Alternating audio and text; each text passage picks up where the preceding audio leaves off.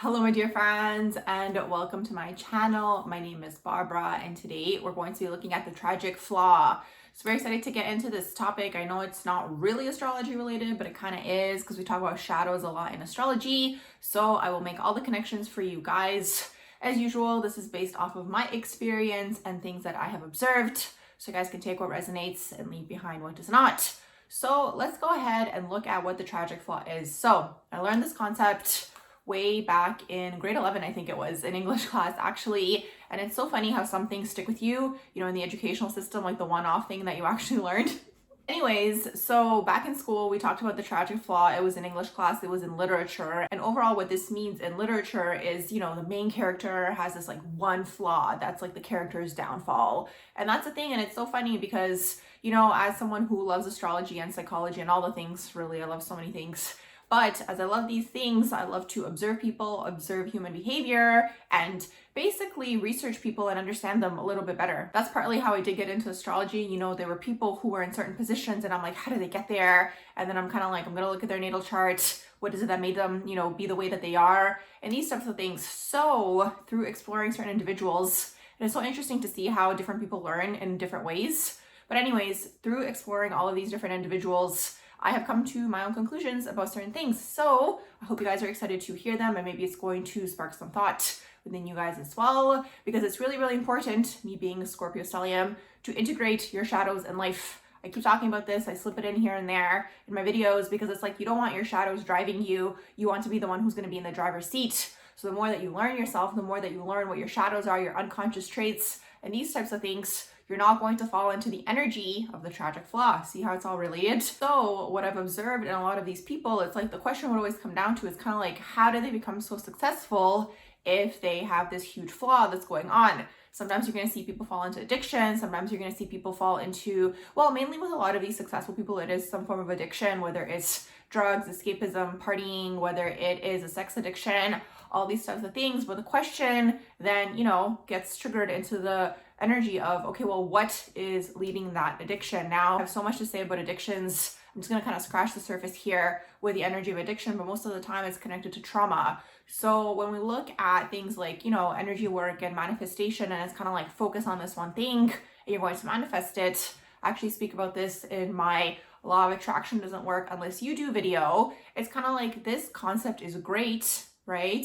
For, the individual that doesn't have any of these flaws, any of these shadow traits, because otherwise the shadow traits are leading you. So basically for you to get into these positions, what I've come to conclude is that your desire has to be stronger than the flaw. That's the thing. That's kind of like the whole push-pull energy here. Because if you have this flaw, if you have this wound, so the flaw is connected to the wound. If you have this deep wound going on within you, that's what's driving you in a lot of situations. And it's unfortunate because it's kind of like a lot of people don't live up to their fullest potential because of the fact that, again, there is this flaw, there's this wound that's driving them, and that's in the driver's seat.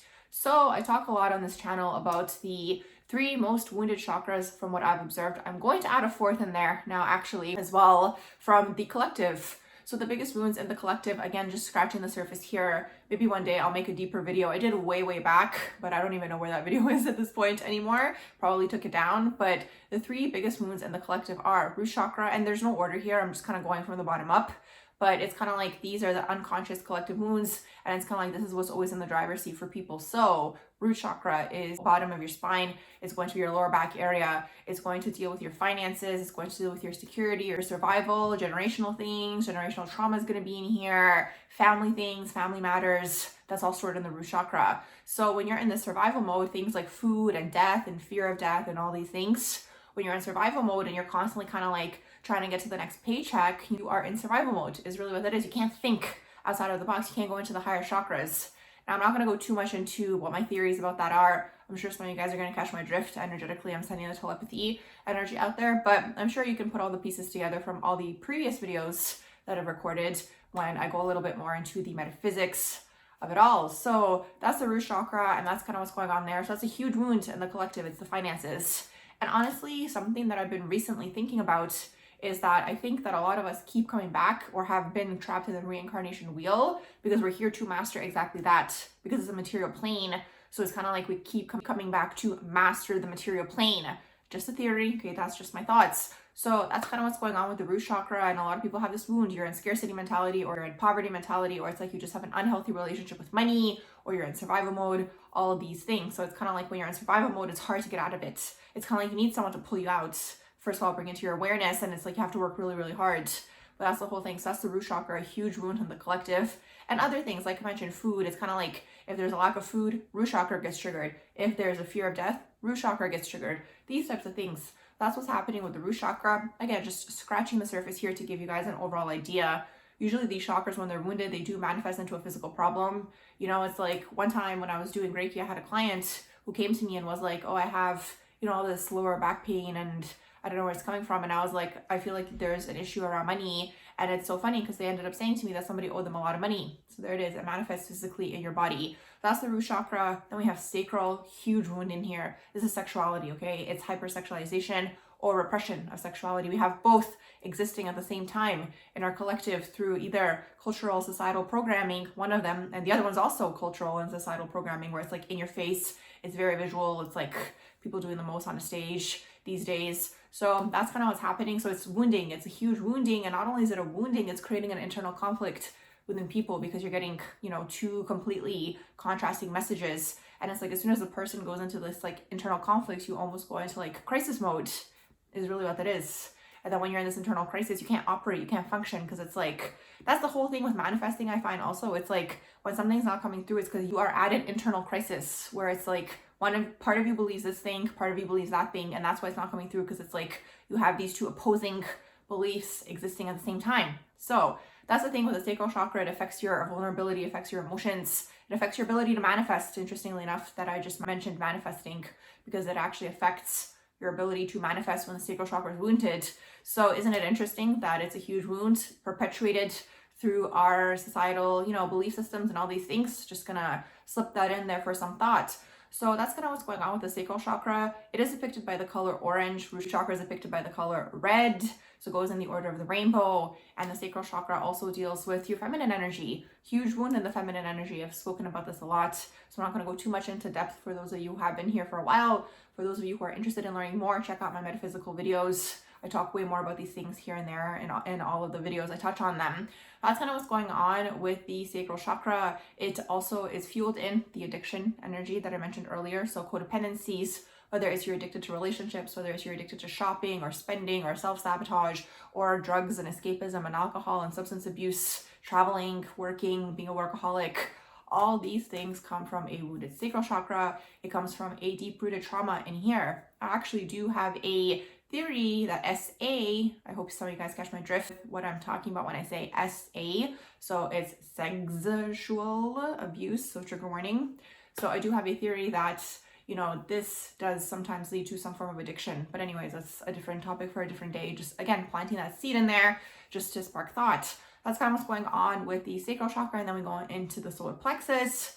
This is where the narcissistic energy is, the ego's in here. And it's kind of like until you become aware and you become aware of your actions, everyone is operating in some form of narcissism. Doesn't necessarily mean you are a narcissist. It's a narcissistic society, okay? It comes from the top down. That's kind of what is coming to an end here. For those of you who are following, I'm sure you guys know what I'm talking about. Again, if you're interested in learning more, I do have a video called Narcissism on the Metaphysical Plane, and also energy siphoning video as well would be really good if you're interested in learning more about that. So the solar plexus chakra deals with your power. It deals with your, you know, standing in your truth, standing in your power, not being affected by what people say, not being affected by people's criticisms. That's a huge thing, okay, in the overall collective. That's kind of like the narcissistic trait, okay, the criticism and all these types of things, being okay with people having a different opinion than you and like all these things. So that's also a plexus. And it's kind of like when it's in the shadow, you have people who are domineering, very much like masculine energy in the shadow is really what that is, because divine masculine is here to protect, is here to serve, is here to basically hold space energetically. That's what divine masculine energy is. And I find divine masculine to be in the solar plexus and divine feminines in the sacral, or shadow masculine, shadow feminine. So when you're dealing with these traits, you're going to be looking at these chakras to see how you can heal them, because you want to essentially be a balanced person. You want to have your upper chakras balanced, your lower chakras balanced, and then operating out of the heart space. So it's kind of like you're basically being led by your higher self. Even though I find that most of the time we are being led by our higher self, sometimes the most unaware person is like, it's so funny because they're going to say things that are going to like inspire you, because it's like the higher self does still come through people, but it's like there's a lot of splits in people. And I talk about this a lot, again, in the Metaphysical playlist. So definitely check that out. So where I'm getting at with all of this, actually, before I get into that, one more thing I want to mention is the new chakra that I'm adding, or I've kind of slipped in here and there, is the heart chakra. So there's a lot of grief in here, a lot of anger. Long-standing grief does turn into anger, but you also have anger in the root chakra. So it's kind of like, there's just so many things to say about everything, really, because it's like, even when we have the repression of the sexuality going on, even in the sacral chakra, sometimes that can come out as anger if you see people like just like being aggressive and all these types of things. Again, I have to choose my words wisely, but I'm sure you guys are kind of following with what I'm saying. So that's what happens in the heart chakra. Again, it's your feminine energy in here. It's the connection with the mother, and it's your relationship with unconditional love, and it's your relationship with the ability to give and receive love openly and freely. So it's like, if you have a closed off heart chakra, you have a hard time basically receiving things, anything, okay? Even if you're out there being like, I want this thing to work, I want to get this job, you might have a hard time receiving it, and then you might fall into self-sabotage energies, which like self-sabotage is like a whole conversation of its own. But again, just slipping things in here, and maybe it'll be different videos for different days. But that's the thing with the heart chakra. So a lot of grief really in the collective as well. And it's like, these are the wounded chakras, which is really what's happening. And it's funny because it's like, you really, really want to be able to be grounded in your person, but also open in terms of your spirituality, where it's like things are channeling through and you're basically able to act on them. That's the way that I see someone who is super balanced, able to speak, able to communicate, whatever it is, you know? And it's like a lot of solar plexus chakra tests. And it's funny because you'll notice this as you learn more about these things. You'll see on people, on individuals, how it basically starts to show on their bodies the chakras that are the most wounded. You know, you might have like belly fat in your belly area because it's like it's protecting your solar plexus. So you probably have felt powerless in a lot of situations in your life. And it's like, maybe you do everything to get rid of this. Maybe you do all the diets, and maybe you do, you know, all of the workouts and whatever it is. And it's like you have like that stubborn fat. I mean, I'm sure some people will, you know, disagree with that altogether, but energetically, this is really what's happening. Same thing, even in like the thigh area, it's protecting either your root chakra or your sacral chakra. Okay, so it's kind of like, you'll see this with people. You'll start to notice, to see kind of like what's going on energetically on an energetic level, especially if you're interested in energy work. So where I'm getting at, okay, with the whole connection here with all of this, is connecting it to the tragic flaw. So the tragic flaw, as I mentioned, is when I see psychically, I look at people and it's like, you know, these successful people, they have things that are driving them. So that desire is stronger within them than the flaw is. That's kind of what you want to happen. But the thing is, when you do have this flaw or this wound, I call it the flaw because that's what it's called in literature, but really it's a wound is really what's happening. This wound is kind of like creating a self-destruction within you without realizing. So you might see musicians, for example, let's say you have a musician who, you know, is doing a lot of drugs, or is kind of like, you know, doing a lot of like escapism things. And it's like, well, where is this coming from? And it's kind of like, okay, was there some person that's influencing them? Well, why are they doing it? Well, maybe there's an abandonment wound, or maybe there's a sacral chakra wound that's going on there within them, where it's like they can't really be in their full truth, you know, because it's like wounded. Maybe they can't speak on it. Maybe they can't say something that happened to them, can't say something that took place. And it's like they now fall into escapism because it's like it's happening on an emotional level. So it's like you kind of see with these people how they start to self-destruct. Unfortunately, there are huge examples, but at the same time, they're good examples. You know, they say the smartest thing you can do in your life is learn from other people's mistakes, you know, so you don't repeat those people's mistakes. So it's kind of like you see these things happening with these people, and really what's happening is it's these wounds. You know, the wounds are creating the self-destruction. So, you know, the hardest thing to do on this entire journey is to basically take responsibility over everything that has taken place. And it's kind of like some things may have not been your fault directly, like things could have happened to you, like there's things that you didn't have control over, absolutely, but it's kind of like as soon as these things are brought into your awareness, then it's your responsibility to heal them and integrate them and not let these things hold you back, is really what that is. And this comes, you know, it's a whole Pandora's box here, because then you're going to go through grieving. There's a huge grieving process. Let's say you didn't have a childhood that other people had, you have to grieve that, you have to go through that grieving process. It's so interesting because something that I've been thinking about a lot this year is, you know, the main thing that we all need is the gift of time. But it's like as time passes, you realize that you don't actually have that much time. So it's kind of like if we all had all the time in the world, thing is also in the world that we're living in is kind of like time equals money. So it's like you're giving up your time for money, but you need the time. The thing is, you need the time to sit down and to be like, you know, okay, what is my issue? What happened? How can I heal this within me? How can I not let it hold me back anymore? And not only that, but it's like, you don't want it to be the cause of your self-destruction later on, because it's like, as we live and as we continue to live, and this is everybody, this applies to literally every single person, you know, especially up until this point. I find that now people are open to healing and all these types of things, but it's like, it's not a fun place to be. It's like once you open Pandora's box, there's just like so many things to look at. And it's kind of like, again, the more time that has gone on, the longer that you've lived, there's more things to look at, because there are patterns and all these types of things. But I think that's why we all incarnated into the time that we did, because we're kind of here to heal this and integrate this, because you do want to get to that point where it's like, you know, you are at your ultimate potential, whatever that looks like, but you don't want to self-destruct when you get there with that self-sabotage energy of like, whatever the flaw is, the tragic flaw, you know, that huge flaw that it's like, you know, you maybe were looking for love your entire life, and it's like this turns into your tragic flaw because it's like settled for people, because it's like you were looking for the one, or you like romanticize this area in your life, and whatever it is. I'm kind of giving you guys random examples so you guys can, you know, kind of see the picture that I'm trying to paint here of what this whole situation is. That's really what we want to do. You know, it's a lot of self-reflection. It's a lot of time. Like I mentioned, you need the time. You need the time. You need the time, and that's like the greatest gift of all, because it's like you need time for everything. You need time to open up Pandora's box, to look at it, to look at things, and you need energy, because it's kind of like you look at it and it's like, oh my gosh, there's so much to unpack here, and there's so much that needs to be released, and there's so much that needs to be grieved. That's the whole thing that I noticed. It's like, that's why I added that into my 3 most wounded chakras that are now the 4 most wounded chakras in the collective, is really like, there's a lot of people walking around with a lot of unhealed and unprocessed grief. And it's like, it's just so interesting to see, because there's like a theme happening right now with like heart situations, you know. I hope you guys catch my drift with what I'm saying with that. And it's like, when you look at it from a metaphysical perspective, it's like these heart situations and complications and however it might manifest within the people are closely connected to and tied to grief. Is grief. It's grief. It's grief is really what that is. Because I think when we all incarnate, there's this hope, there's this dream. It's the inner child, you know, the inner child that just like wants to be expressed and just wants to be loved and just wants to be like held, and these types of things. And a lot of people don't get that.